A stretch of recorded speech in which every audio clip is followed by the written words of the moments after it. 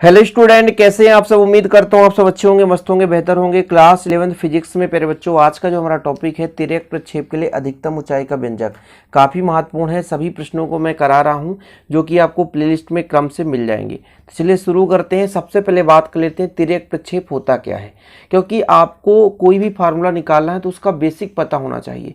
आपको डायरेक्ट में यदि आपसे अभी मैं थ्योरम करा दूं, आपको बिल्कुल समझ में नहीं आएगा। तो तिर्यक प्रक्षेप की अधिकतम ऊंचाई निकालना है तो हमें तिर्यक प्रक्षेप तो मालूम होना चाहिए।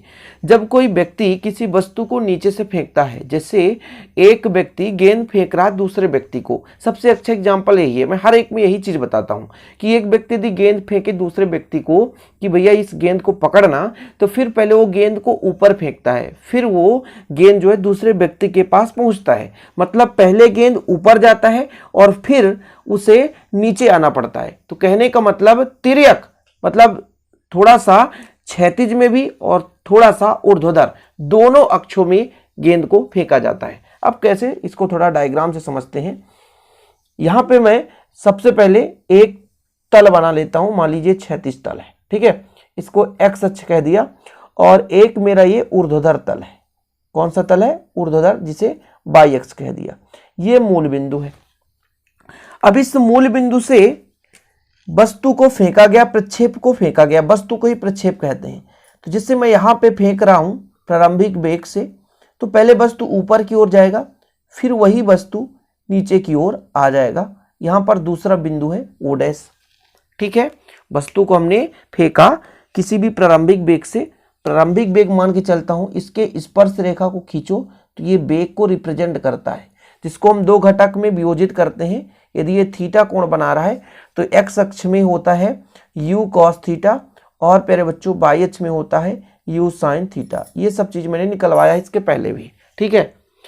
अब प्यारे बच्चों, इसकी जो यहां पे क्षैतिज से ऊंचाई है, यही उसकी अधिकतम ऊंचाई कहलाएगी। तो हमने यहाँ पे थीटा कोण बनाते हुए फेंका। यहाँ पर एक बिंदु P ले लेते हैं, और जहां भी उसका स्पर्श रेखा खींचोगे उसके वेग को रिप्रेजेंट करेगा। ये वाई अक्ष में जब वस्तु को फेंका गया या प्रक्षेप को फेंका गया तो कहीं ना कहीं क्षैतिज में भी जा रहा है और कहीं ना कहीं ऊपर जा रहा है, तो ऊर्ध्वाधर में भी जा रहा है। मतलब क्षैतिज में भी गति कर रहा है और ऊर्ध्वाधर में भी गति कर रहा है। कुछ चीजें बिल्कुल अच्छे तरीके से समझना। तो अब इसको थोड़ा सा मैं यदि आपसे कहूं कि यदि क्षैतिज में मैंने प्रारंभिक वेग माना, तो क्षैतिज में प्यारे बच्चों प्रारंभिक वेग यू एक्स मानूंगा, ठीक है, थोड़ा समझना। ऊर्ध्वाधर में प्रारंभिक वेग मानूंगा तो यू वाई मानूंगा। तो ये मेरा क्षैतिज है, ये मेरा ऊर्ध्वाधर है। दो घटकों में वियोजित इसलिए कर रहा हूं क्योंकि दोनों चीजों की जरूरत पड़ेगी। अब एक चीज और मैं बताना चाहूंगा कि जैसे कोई वस्तु प्रारंभिक वेग से गतिमान है, तो यदि ऊपर की ओर जा रहा है और टेढ़ा जा रहा है, मतलब यदि सीधा ऊपर जाता तो वो ऊर्ध्वाधर कहलाता, सीधा क्षैतिज में जाता तो प्यारे बच्चों क्षैतिज कहलाता। लेकिन ना तो ये ऊर्ध्वाधर है ना तो ये क्षैतिज है, क्योंकि ये बीचों बीच जा रहा है। तो कहीं ना कहीं इसके साथ ऊर्ध्वाधर भी विस्थापन हो रहा है और क्षैतिज में भी। यदि ऊर्ध्वाधर होता तो सीधा ऊपर जाता, क्षैतिज होता तो सीधा इसके समांतर जाता, लेकिन ये टेढ़ा जा रहा है, मतलब कहीं ना कहीं इसमें क्षैतिज अक्ष में भी विस्थापन हो रहा है और ऊर्ध्वाधर में भी विस्थापन हो रहा है। अब जब कोई वस्तु प्रारंभिक वेग से गति करता है तो जब ऊंचाई पर जाएगा, मान लो बिंदु P पर अधिकतम ऊंचाई है, तो जब आप गेंद को ऊपर फेंकते हो प्रारंभिक वेग से, तो गेंद ऊपर जाता है। ऊपर जाने के बाद चाहे वो मिनी सेकेंड के लिए, बहुत कम समय के लिए, अल्प समय के लिए रुके, लेकिन यहां पर थोड़ा सा वो रुकता है, और जब रुकता है तो पुनः पृथ्वी पर आता है। मतलब प्रारंभिक वेग u हमने मान लिया, लेकिन प्यारे बच्चों इस बिंदु पर जो अंतिम वेग है एक बार शून्य होगा। इस बिंदु पर जो अंतिम वेग है एक बार शून्य होगा। एक चीज मैं समझा रहा हूं, थोड़ा समझने की कोशिश करो आप।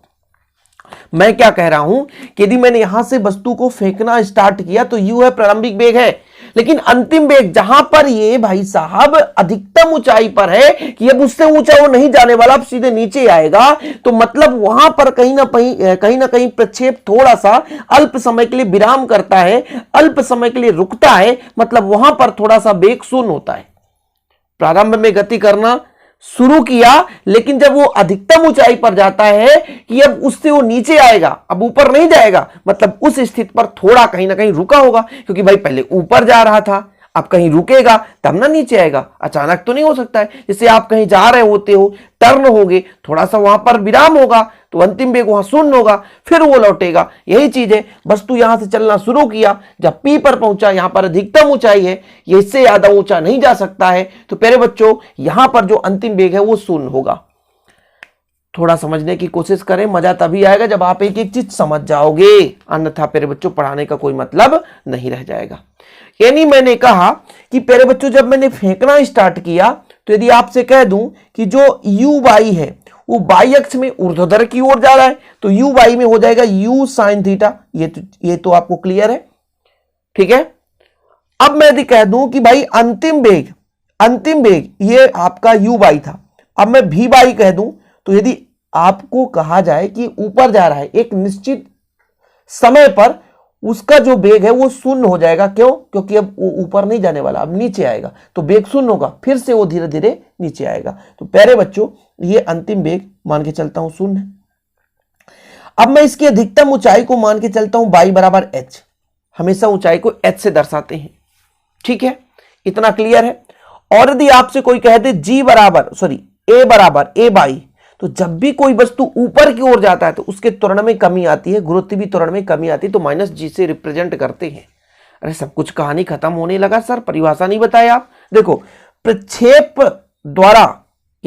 द्वारा फेंके जाने वाले बिंदु से, ये बिंदु है, ठीक है, प्रक्षेप द्वारा फेंके जाने वाले बिंदु से प्राप्त अधिकतम ऊर्ध्वाधर ऊंचाई को, जैसे प्रक्षेप यहां से हम फेंके, कोई वस्तु है, प्रक्षेप नहीं वस्तु है ना भाई साहब, कोई बिंदु से कोई प्रक्षेप फेंका जाता है, यानी वस्तु को फेंका जाता है, तो अधिकतम ऊंचाई ऊर्ध्वाधर, जो अधिकतम ऊंचाई होगी, जो भी ऊर्ध्वाधर पर ऊंचाई होगी वही उसकी अधिकतम ऊंचाई कहलाएगी, ठीक है। अधिकतम जो भी ऊर्ध्वाधर में चल रहा है ना, ऊर्ध्वाधर में कितना ऊंचाई तक गया वही उसकी अधिकतम ऊंचाई कहलाएगी, जिसे एच से दर्शाते हैं, ठीक है।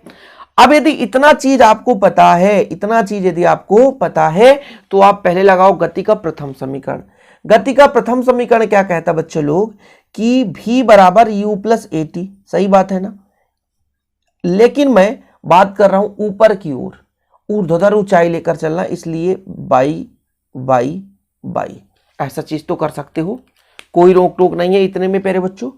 अब इसका मान शून्य है, इसका मान है कितना u साइन थीटा, और इसका मान है माइनस जी, और टाइम तो t है प्यारे बच्चों, तो t ही रहने दो। ये माइनस इधर आएगा तो प्लस में हो जाएगा, तो जी टी बराबर कितना हो जाएगा u साइन थीटा, और यहां से आप t का मान निकाल सकते हो कितना u साइन थीटा बटा जी, ठीक। यहां तक पूरा क्लियर होगा। अब कहोगे सर क्या क्या समझा रहे हो, तो देखो जरा स्क्रीनशॉट लेने की जरूरत पड़ेगी बस, और आप बेहतरीन लिख सकते हो पूरा कंप्लीट। u बाई बराबर u sine theta, v by बराबर 0, a बाई माइनस जी, और y बराबर h। तो समीकरण पहले से प्यारे बच्चों मैंने यहां तक कर दिया, कितना सिंपल है। अब थोड़ा सा आपको मैं आगे समझाता हूं कि मैंने भाई t का मान तो निकाल ही लिया।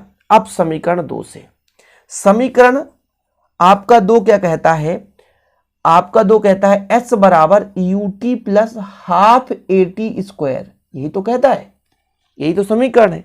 लेकिन मैं बाई अक्ष के लिए बात कर रहा हूं, तो बाई अक्ष के लिए बाई बराबर कितना हो जाएगा u by T plus half ये बाई टी स्क्वायर। अब बाई भाई ऊंचाई है तो h कर दिया हमने, u बाई मतलब u साइन थीटा है, और t का मान कितना है, t का मान इतना है u साइन थीटा बटा जी, ठीक है। फिर प्यारे बच्चों प्लस है तो प्लस 1/2, a बाई का मान है माइनस जी, और इसका मान है u साइन थीटा बटा जी, और स्क्वायर तो स्क्वायर लगा दिया हमने, कोई दिक्कत नहीं है।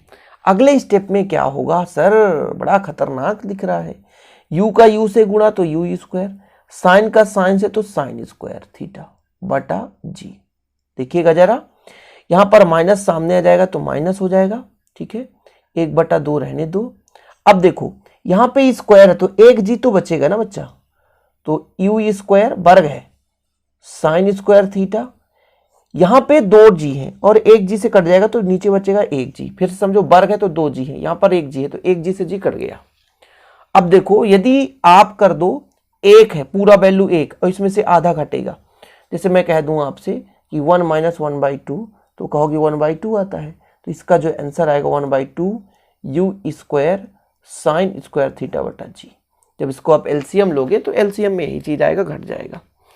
फिर से आपको समझाऊं मैं, इन दोनों का एलसीएम कितना आएगा, इन दोनों का एलसीएम आएगा 2g, ठीक है, इन दोनों का एलसीएम कितना आएगा 2g। अब g से g कट गया, 2 का मल्टीप्लाई इधर हो जाएगा 2u square sine square theta, और माइनस मेरे बच्चों 2g कट गया u square sine square theta. ये लंबा प्रोसेस ना करके मैंने डायरेक्ट कर दिया। अब 2 में से 1 घटेगा तो 1 आएगा, सिंपल है, यही चीज तो मैंने पहले ही बताया। तो यही है अधिकतम ऊंचाई, कुछ नहीं प्यारे बच्चों। अब आप स्क्रीनशॉट ले लो इतना, और कंप्लीट आपको समझ में आ गया होगा। मैंने जो समझाया इसलिए पहले से भी लिखा रहता है, इसलिए तो कहता हूं पहले बेस तैयार करो। व्यंजक तो 1 मिनट का होता है। ये भाई साहब a बाई बराबर माइनस जी क्यों आया, ये पता होना चाहिए कि कोई वस्तु ऊपर की ओर जा रहा है तो त्वरण में कमी आती है। बाई बराबर h क्या है, अधिकतम ऊंचाई क्या है, u बाई हमने लिया u साइन थीटा, ये 2 घटकों में वियोजित करते हैं वेग को, क्षैतिज और ऊर्ध्वाधर, तो भाई u साइन थीटा ऊर्ध्वाधर के लिए होता है, ठीक है। और ऊर्ध्वाधर का ही हम समीकरण क्यों ले रहे हैं, बाई बराबर ही क्यों ले रहे हैं, क्योंकि अधिकतम ऊंचाई के लिए तो हम व्यंजक निकाल रहे हैं, और ऊंचाई जो हमारा बाई अक्षी है ऊर्ध्वाधर ही है, इसलिए ऊर्ध्वाधर के लेना पड़ रहा है। क्षैतिज परास के लिए हम एक्स अक्ष को लेकर चलते हैं। उम्मीद करता हूं समझ में आ गया होगा। वीडियो पसंद आए तो लाइक करें, शेयर करें। नोट्स लेना है तो 96 85 29 91 49 पर कांटेक्ट करें, 96 85 29 91 49 पर। एक सब्जेक्ट का चार्ज 100 रुपए है। बेहतर रूप से हैंड रिटन नोट्स आपको दिए जाते हैं। जय हिंद, वंदे मातरम।